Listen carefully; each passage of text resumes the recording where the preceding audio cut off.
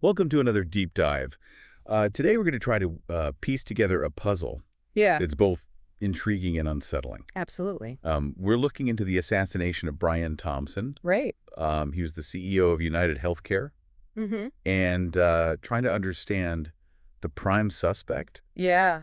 Luigi Mangione. Interesting case. Now, what makes this case so fascinating Yeah. is that Mangione isn't what you would call your typical suspect. Yeah, you're right. Um, He's not. On the yeah, surface, yeah, Mangione had a life many would envy. right. He came from a very prominent Baltimore real estate family, Wow. attended the prestigious Gilman School, Okay. and then went on to the University of Pennsylvania for both his bachelor's and master's degrees. So we're talking Yeah, Ivy League education. exactly. Promising career in tech. That's right. It's the kind of background that makes you wonder what went wrong. Exactly. And that's where this case takes a dark turn. Oh. Mangione vanished for 6 months, only to be arrested in Altoona, Pennsylvania, Oh, with a fake ID, a weapon similar to the one used in the killing, oh wow. and a handwritten manifesto. A handwritten manifesto. Yeah. It's like something out of a movie. I know, it's And oh, you flagged some of Mangione's online activity, yes, specifically a Goodreads review of the Unabomber's Manifesto right. as a potential key to understanding this case. It could be very important. So tell me about that. Well, in his review, Yeah. Mangione refuses to dismiss Ted Kaczynski as simply a lunatic. Interesting. He even calls some of his ideas prescient. Wow. It's chilling, especially considering the circumstances of his arrest. Yeah, so we're not just looking at a murder investigation. Well, We're also looking at a potential yeah, ideological connection to the Unabomber. that's right. So let's unpack that a bit. Okay, Can you give us a quick rundown of who the Unabomber was sure. and what his manifesto was all about? So Ted Kaczynski, the Unabomber, was a mathematician who turned against technology and waged a bombing campaign against people he saw as representing modern industrial society. Interesting. His manifesto, titled Industrial Society and Its Future, was a dense 35,000-word Wow. critique of modern society, technology, and the psychological effects of living in what he saw as a technologically overdeveloped world. So Kaczynski saw technology as the root of many societal problems, Yes. and he felt that violence was justified in attacking it. He did. He argued that industrial society leads to feelings of powerlessness, alienation, and a loss of meaning, essentially making people cogs in a machine they can't control. I see. He saw his bombings as a way to disrupt that system and force people to confront its flaws. That's pretty extreme. It is. And this is the ideology that Mangione, Right. a seemingly successful tech guy, was drawn to. Right. There's definitely a dissonance there that we need to explore. Absolutely. And what's particularly fascinating is that Mangione seems to have echoed some of the Unabomber's ideas Okay. in his own handwritten manifesto. Really? He refers to the healthcare industry as parasites Wow. and writes, "I do apologize for any strife and trauma, but it had to be done."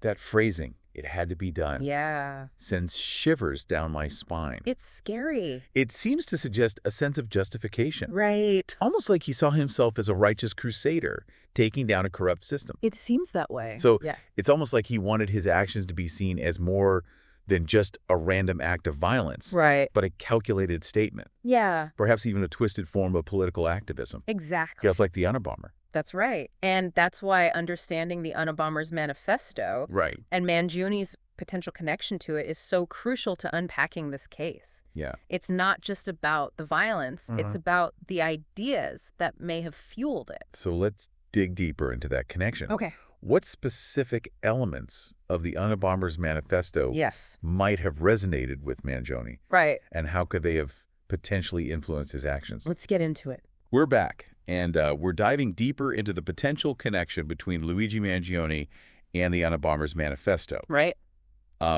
You've provided us with some thought-provoking sources, I tried. including excerpts from the manifesto itself and analyses of its core arguments. Yeah. It's pretty dense stuff, Yep. but crucial to understanding this case. It really is. The Unabomber's manifesto isn't exactly light reading. Right. It's full of complex arguments and philosophical tangents. Yeah. But at its core, it's a scathing critique of modern industrial society and the psychological effects of technology. Okay, so walk us through some of those key arguments. Sure. What was Kaczynski's central thesis? Oh. And how might it have appealed to someone like Mangione, who at least on the surface, Right. seem to be benefiting from the very system Yep. Kaczynski was railing against. Yeah, Kaczynski believed that technological progress, Okay. while seemingly beneficial, has actually led to a decline in human freedom and happiness. So in a way, Yeah. he was saying that the more advanced our society becomes, the Yeah. more we're trapped by it. Exactly. He called this the technological system, and he saw it as an inescapable force that was slowly but surely eroding our individuality and our connection to nature. So Yeah. that's interesting. He believed that the pursuit of technological advancement has come at the expense of our psychological well-being Yeah. and our ability to live meaningful lives. And this is where the potential connection to Mangione Right. gets really interesting. It does. Here's a guy who was immersed in the world of technology, Yes. developing apps, working for tech companies. And yet he seems to have been drawn to this idea that technology is the enemy. That apparent contradiction is key to understanding Mangione's possible motivations. Yeah. Remember, he was struggling with a debilitating back injury that required surgery. Right. He was also expressing feelings of disillusionment with society. Okay. Even sharing that quote, "It is no measure of health to be well adjusted to a profoundly sick society." It's almost as if he was experiencing the very psychological effects that Kaczynski described in his manifesto. The feelings of powerlessness, Right. the sense of being trapped in a system that was harming him, Yeah, both physically and mentally. that's a very insightful observation. Kaczynski argued that industrial society creates a surrogate activity, What's that? things we do to feel like we have control and purpose, Oh, okay. but that ultimately leave us feeling empty and dissatisfied. Huh. He saw careers, consumerism, even entertainment as distractions from the fundamental problems of modern life. And perhaps Mangione, despite his outward success, Yeah. was feeling that emptiness, that lack of genuine purpose. He was achieving, but maybe he wasn't truly thriving. And that's where the allure of Kaczynski's ideology might have taken hold. Okay. Kaczynski offered a radical solution Oh, geez. to dismantle the technological system altogether and return to a simpler, more natural way of life. It's a seductive idea, especially for someone who feels trapped and disillusioned by the complexities of modern society. It's like he was looking for an explanation for his own suffering. Right. And Kaczynski provided him with one. Blame the system, blame technology, blame the forces that are robbing you of your freedom and happiness. And this explanation, however extreme, could have offered a sense of liberation, a way to make sense of his own struggles and find a cause to fight for. So instead of seeing himself as a victim of circumstance, Right. he could see himself as a warrior, Exactly. fighting against a corrupt system just like the Unabomber. Precisely. And that shift in perspective from Yeah. victim to warrior can be incredibly empowering, especially for someone who feels lost and powerless. But here's the question. Does this mean that everyone who reads the Unabomber's manifesto Right. or who feels disillusioned with modern society is going to turn to violence? That's a good question. Obviously not. No. So what made Mangione different? Right. What pushed him over the edge? Yeah, that's what we need to figure out. So we've been going over this disturbing possibility Yeah. that Luigi Mangione's actions were influenced by the Unabomber's manifesto. Right.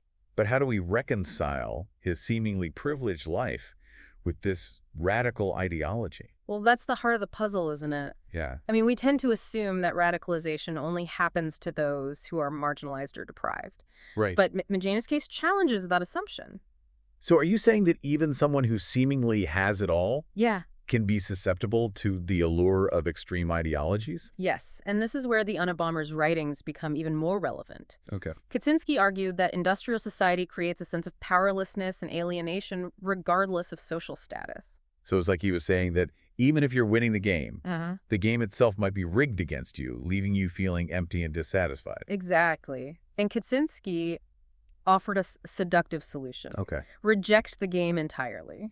His manifesto calls for a complete overthrow of the technological system, a return to a simpler, more natural way of life. And for someone like Mangione, Right. struggling with physical pain, grappling with disillusionment, and potentially feeling trapped by the expectations of his privileged background, Right. that call to revolution might have resonated deeply. Absolutely. It's possible that Kaczynski's ideas provided him with a framework Yeah. to understand his own suffering, Right. a way to make sense of a world that no longer felt fulfilling. So instead of blaming himself, Yeah. he could blame the system, Yeah. blame technology, blame the forces that he saw as robbing him of his freedom and happiness. And that shift in perspective from victim to warrior could have been incredibly empowering, Right. leading him to believe that violence was justified in attacking the system Yeah. he saw as the source of his problems. This brings us to a chilling question. Uh-huh.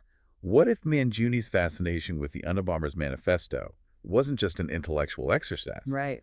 What if it was a blueprint for action? That's the unsettling possibility we have to consider. Yeah. Mangione's own manifesto, his targeting of a CEO, Oh. the words inscribed on the bullet casings, Right. All of these elements suggest a deliberate attempt to mimic the Unabomber's methods and send a message. It's like he was trying to become a modern-day Unabomber, Right. using violence to draw attention to the same societal ills that Kaczynski railed against. And that's why this case is so disturbing Yeah. and so important. It forces us to confront the uncomfortable truth that radical ideologies can take root in unexpected places, Right. and that even seemingly privileged individuals can be vulnerable to their allure. So where does that leave us? Well, What can we take away from this deep dive into the dark side of ideology and the potential connection between a seemingly successful tech guy and the Unabomber's Manifesto? I think the key takeaway is that understanding the motivations behind extremism, even in cases as complex and unsettling as this one, is crucial. It allows us to see the warning signs, to recognize the vulnerabilities that make individuals susceptible to radical ideologies, and perhaps to find ways to intervene before it's too late. It's a sobering thought, but a necessary one. Yeah. Thank you for joining us on this deep dive. We encourage you to continue exploring these complex issues, Absolutely. but stay informed and to engage in thoughtful discussions about the forces that shape our world and the choices we make within it.